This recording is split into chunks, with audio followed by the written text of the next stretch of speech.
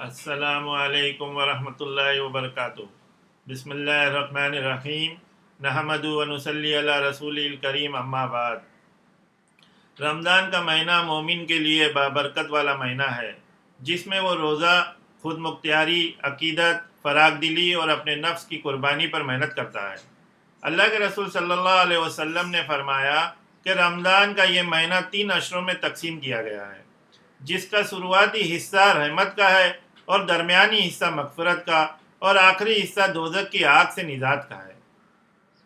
رمضان شروع ہوتے ہی ہماری 11 مہینوں کی آزادی والی زندگی پر پابندی کا مہر لگ جاتا ہے، اور مومن اس پابندی پر خوشی اور اطمینان محسوس کرتا ہے اور اپنے رب کے حکم پر مکمل عمل کرتا ہے۔ ہمارے رب نے زندگی کی پابندیاں اور بھاگ دوڑ کو رک جانے کا ہر وقت تاکید فرمائی ہے۔ یہ پہلا عشرہ اللہ سبحانہ تعالیٰ کی طرف سے رحمت کا عشرہ ہے، اور وہ اس لیے کہ انسان اپنی 11 مہینوں کی زندگی آزادی اور کم پابندی میں گزارتا ہے، اور جیسے ہی رمضان شروع ہو جاتا ہے تو اس کو دیگر دنیا کی مصروفیت سے وہ پریشان نہ ہو، اس لیے اللہ سبحانہ تعالیٰ اس عشرے میں اس پر اپنی بھرپور رحمت برساتے ہیں،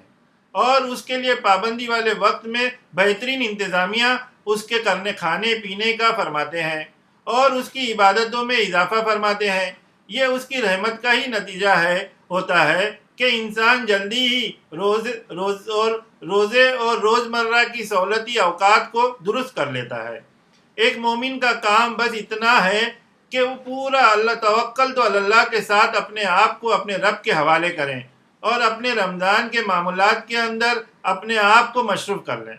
فرض نماز کی پابندی، روزے میں سحری اور افطار کی پابندی، تراویح کا اہتمام، نفل نماز میں اضافہ، تہجد کی پابندی، قرآن پاک کے تلاوت میں اضافہ، اللہ سبحانہ تعالیٰ کے ذکر میں اضافہ، جھوٹ، غیبت اور بہتان سے اپنے آپ کو بچانا، برائی کے کام اور خیالات سے اپنے کو بچانا، اپنے نفس کی اصلاح کرنا اور اس کو دیگر خواہشاتوں سے دور رکھنا، گندے اور برے اعمال سے دور رہنا۔ پہلا عشرہ میں جب ایک مومن ان سب کی فکر کرتا ہے اور اللہ سبحانہ تعالیٰ پر توکل رکھتا ہے کہ وہ اپنی رحمت سے اس کے ارادے اور فکر کو مضبوط کرے گا اور اس کی مدد کرے گا، تو بندہ آسانی سے اپنے رمضان کے حق کو صحیح سے ادا کر پائے گا۔ آج کووڈ-19 نے دنیا کے اکثر مسجدوں کو بند کروا دی اور پورے عالم میں اپنی شہرت پہ مغرور ہے، اور کافر اس بات پر خوش ہے کہ اس کے حکومت نے اس کے آڑ میں مسلمانوں کی عبادت گاہیں کو بند کر دیا اور اس رمضان کی جو فضیلت ہے اس سے مسلمانوں کو محروم کر دیا۔ اللہ سبحانہ تعالیٰ کی ہر ترتیب اور فیصلے اس کے مومن بندوں کے لیے مفید ہوتے ہیں۔ انسان کسی چیز پر محنت کرتا ہے اور اس کو اس چیز سے کوئی نفع نہیں حاصل ہوتا تو دنیا سمجھتی ہے کہ وہ عذاب میں مبتلا ہو گیا، لیکن اللہ سبحانہ تعالیٰ اس کا کفیل ہے اور وہ اس کے لیے کسی اور ذریعے سے اس کو نفع پہنچا دیتا ہے جو اس کے لیے بہتر ہوتا ہے۔ آج ہم اپنے توکل تو اللہ پر مضبوطی قائم کریں اور امید رکھیں کہ اس حال میں بھی اللہ سبحانہ تعالیٰ کی مومن کے اوپر کوئی نہ کوئی بھلائی کا حکم ہوگا، اور آنے والے وقت میں ہم پر یہ واضح ہو جائے گا۔ ہم لوگ رمضان کے پہلے عشرے سے گزر رہے ہیں، ایسے وقت میں جبکہ اب تک کے اسلامی دور میں کسی کو بھی ایسے حالات میں رمضان نہیں بتانا پڑا ہوگا، اور ہو سکتا ہے کہ آئندہ آنے والے وقت میں کبھی کسی کو ایسے حالات سے گزرتے ہوئے رمضان بتانا نہ پڑے گا۔ وبا اور بیماریاں کے اثرات سے دنیا میں رہنے والے اس سے پہلے کے لوگوں کو بھی مقابلہ کرنا پڑا تھا، جو اس کووڈ-19 کی وبا سے اور بھی زیادہ جان لیوا تھی، لیکن مجھے اس کا علم نہیں ہے کہ کیا لوگوں کو اپنے گھر سے باہر نکلنے کی اور مسجد میں نماز پڑھنے کی بھی پابندی کسی دور میں لگائی گئی تھی۔ رمضان کے یہ مہینہ ہمارے رب نے ہمیں نوازا ہے اپنے روح اور جسم کی نفسیات میں داخل جراثیم کو دور کرنے کے لیے اور ان برائیوں کو ختم کرنے کے لیے جو شیطان مردود کے ورگلانے سے ہم 11 مہینے تک اس کو کرتے رہے۔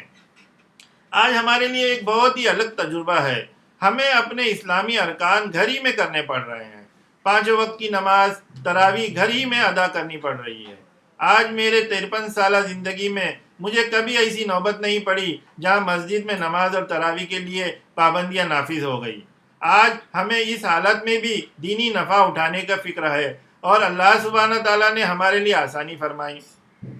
آج ہم نے گھر ہی میں 5 وقت کی نماز اور تراویح باجماعت کا انتظام کیا، اور گھر کے تمام افراد، میں، میری اہلیہ، میری 80 سالہ والدہ، 2 جوان بیٹے اور 2 جوان بیٹیاں، سبھی لوگ جماعت سے نماز کا اہتمام کرتے ہیں اور اس کا احتیاط کرتے ہیں کہ جماعت میں سبھی لوگ تکبیر اولیٰ سے شامل ہو جائیں، اور اگر کسی کو کسی وجہ سے جماعت میں جڑنے میں تاخیر ہو جائے تو اس کا انتظار کیا جاتا ہے تاکہ سبھی لوگ جماعت کی پابندی کریں۔ ہمارے نبی صلی اللہ علیہ وسلم نے فرمایا کہ صفوں میں نماز کے لیے کھڑے رہنے سے آپسی محبت میں سب سے زیادہ اضافہ ہوتا ہے۔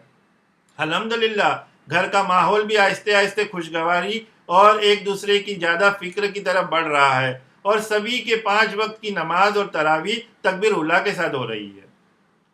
پہلا اشرہ جو اللہ سبحانہ تعالیٰ کی رحمت اور انعامات کی علامت ہے کہ اس نے اپنے خزانے میں اپنے مومن بندوں کے لیے محفوظ رکھا ہے، اور جو بھی اس سے طلب کرتا ہے وہ اس سے نوازتا ہے۔ حضرت انس ابن مالک رضی اللہ عنہ سے ترمذی کی روایت ہے کہ میں نے نبی صلی اللہ علیہ وسلم کو کہتے سنا ہے کہ اللہ سبحانہ تعالیٰ نے فرمایا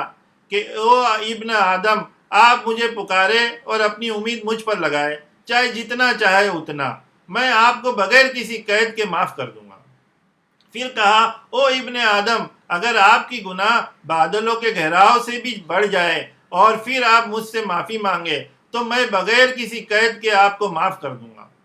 اور اللہ سبحانہ تعالیٰ نے فرمایا کہ او ابن آدم، اگر تم میرے پاس زمین کو پور کرنے کے لیے کافی غلطیاں لے کر آتے ہو اور میرے ساتھ شرکت در کی حیثیت سے کسی کو شریک کرے بغیر مجھ سے معافی مانگتے ہو تو میں آپ کے لیے وہ زمین سے بھری ہوئی گناہوں کو بھی معاف کر دوں گا۔ اللہ سبحانہ تعالیٰ کے طرف راغب ہونے اور اس کی رحمت اور برکات کا طلبگار ہونے کا بہترین طریقہ یہ ہے کہ اللہ سبحانہ تعالیٰ کے رحم کو طلب کریں، کیونکہ وہی ہے جو آپ کے دل کی خواہش کو پورا کرتا ہے، اور وہی ہے جو عبادت کے لائق ہے۔ اللہ سبحانہ تعالیٰ سے پہلے عشرے میں یہ دعا مانگے، او میرے رب، مجھے معاف فرما اور مجھ پہ رحم فرما، کیونکہ آپ سب سے زیادہ رحم کرنے والے ہیں۔ او میرے رب، مجھے معاف فرما اور مجھ پہ رحم فرما، کیونکہ آپ سب سے زیادہ رحم کرنے والے ہیں۔